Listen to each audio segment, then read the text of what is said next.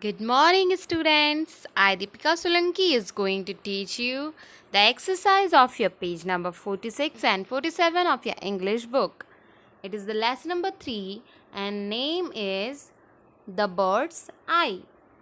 Okay, so here are the answers. First question is, are the statements true or false? Correct the false statements. Here are the correct answers. So, only the princess and their instructor were at the shooting demonstration. क्या सिर्फ राजकुमार और instructor वहाँ पर थे जहाँ shooting का demo चल रहा था? फॉल्स, सभी थे, विजिटर्स भी थे वहाँ तो. The princes were not interested in the shooting test. Princes राजकुमार शूटिंग टेस्ट में इंटरेस्टेड नहीं थे. नहीं, बल्कि वो तो बहुत ज़्यादा इंटरेस्ट ले रहे थे, वेट कर रहे थे ईगरली. तो फॉल्स हो जाएगा. The teacher asked the pupils to hit any part of the bird. Teacher means Guru Dronacharya ने उनके शिष्यों से कहा कि आप बर्ड के किसी भी पार्ट को हिट कर सकते हैं, मार सकते हैं. फॉल्स, उन्होंने तो कहा था आप सिर्फ बर्ड की आइज को ही मार सकते हैं. The Acharya was very angry with prince Yudhishthira. Acharya prince Yudhishthira से बहुत ज़्यादा गुस्सा थे. फॉल्स, ऐसा तो हुआ ही नहीं. Prince Bhimsen did not understand what he had done wrong. Prince Bhimsen को तो समझ में ही नहीं आया कि उसने क्या गलत किया, तो गुरुजी ने उसे बिना निशाना लगाए जाने दिया और कहा कि चले जाओ वापस, अब तुम निशाना नहीं लगा सकते. तो ये बात तो सही है, ट्रू.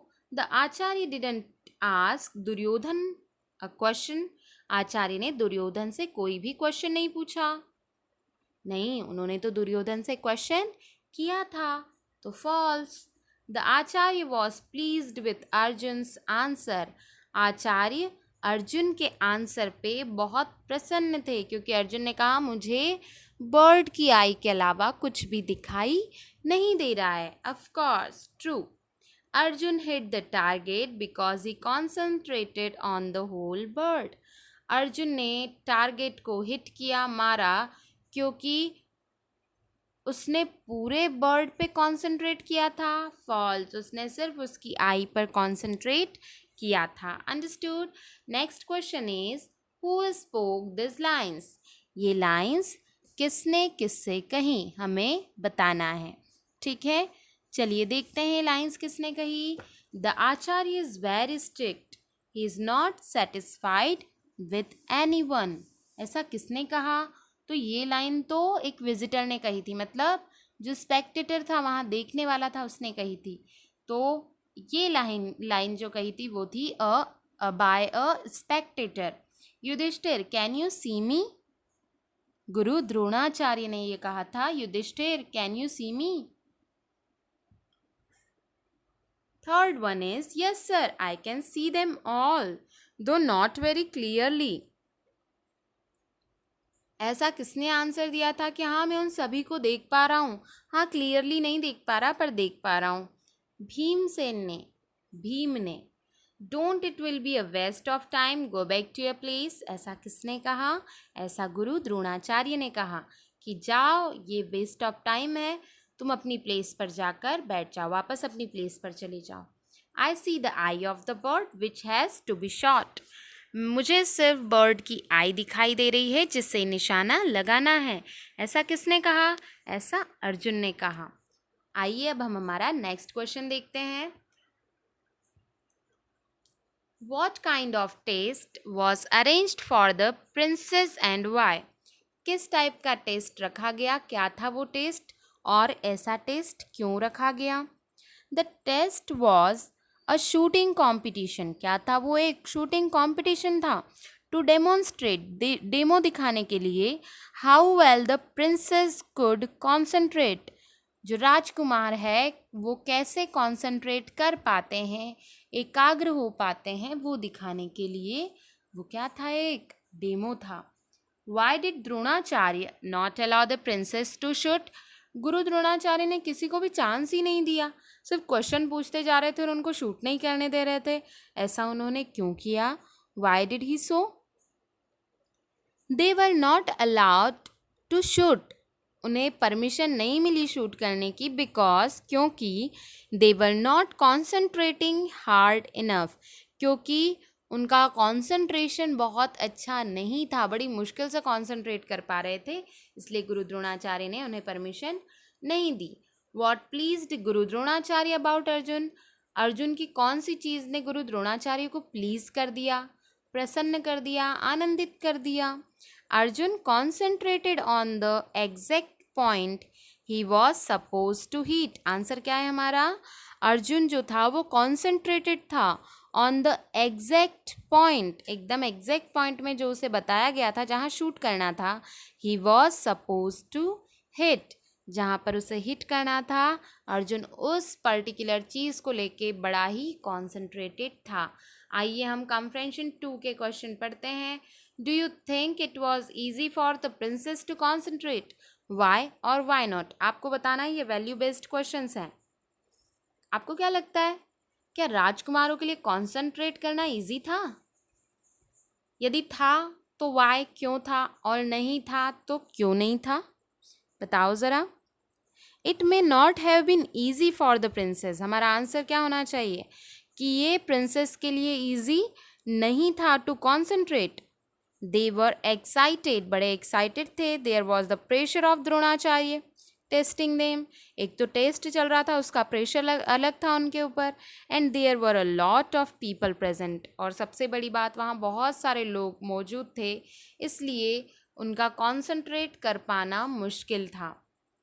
जब हमारे सामने, जब हम स्टेज पे होते हैं और बहुत सारे लोग हमें सुन रहे होते हैं तो हम हड़बड़ा जाते हैं, बोलते बोलते अटक जाते हैं, तो कॉन्सेंट्रेट करना मुश्किल हो जाता है जब सामने ज़्यादा भीड़ हो। Why do you think Dronacharya did not allow anyone except Arjun to shoot?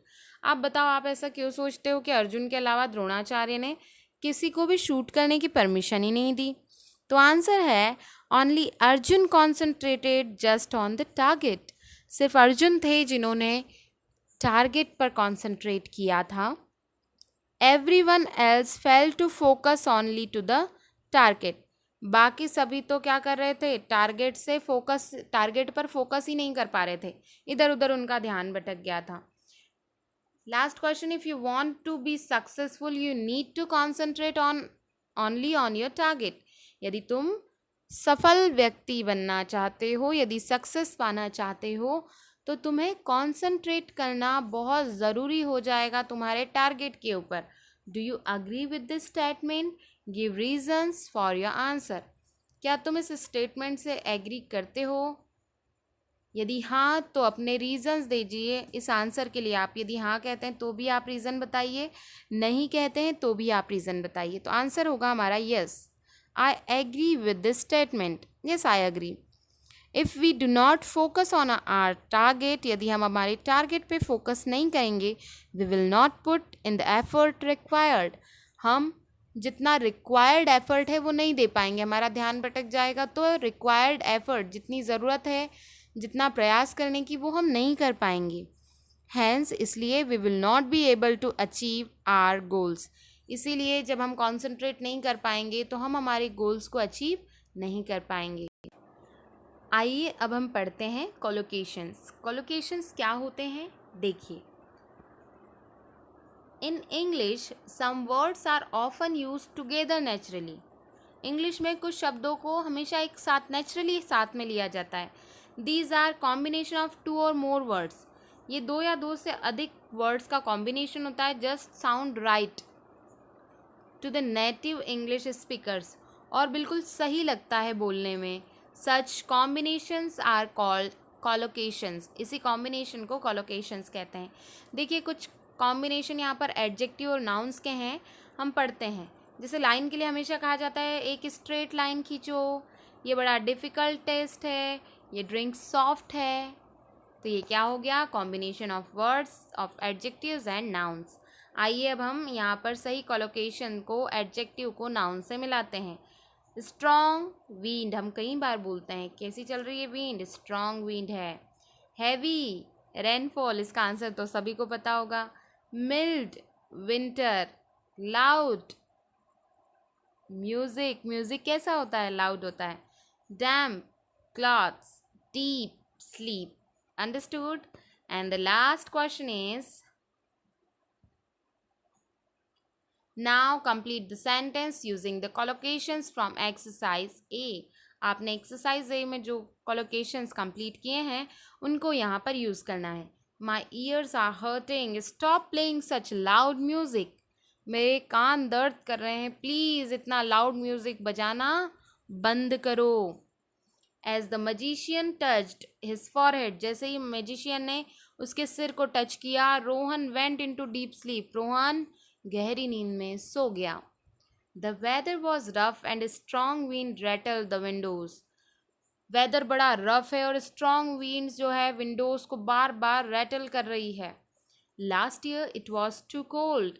This time of the year we are fortunate to have a mild winter this time. Last year इस समय बहुत ज़्यादा कोल्ड था, बहुत ज़्यादा ठंडी थी. वी आर फॉर्चुनेट, हम भाग्यशाली हैं कि इस समय क्या हो रही है, मिल्ड विंटर, यानी जो विंटर सीजन है वो विंटर है, ठंड पड़ रही है वो मिल्ड है, बहुत ज़्यादा नहीं है, बहुत ज़्यादा ठंडी इस बार नहीं है. There was heavy rainfall last night. रात में तो बहुत ज़्यादा रेनफॉल हुई, बहुत तेज़ बारिश हुई. The roads are all flooded and it is impossible to go anywhere. सारे रोड्स पर पानी भर चुका है और कहीं भी जाना इम्पॉसिबल हो गया है. It will rain for 2 more days. 2 और दिन बारिश होने वाली है. Please put the term clothes in the clothes dryer to dry. Please जितने भी गीले कपड़े हैं सभी को ड्रायर में सुखाने के लिए डाल दो. तो बेटा ये था आप लोगों का पेज नंबर 46 और 47 का एक्सरसाइज का एक्सप्लेनेशन.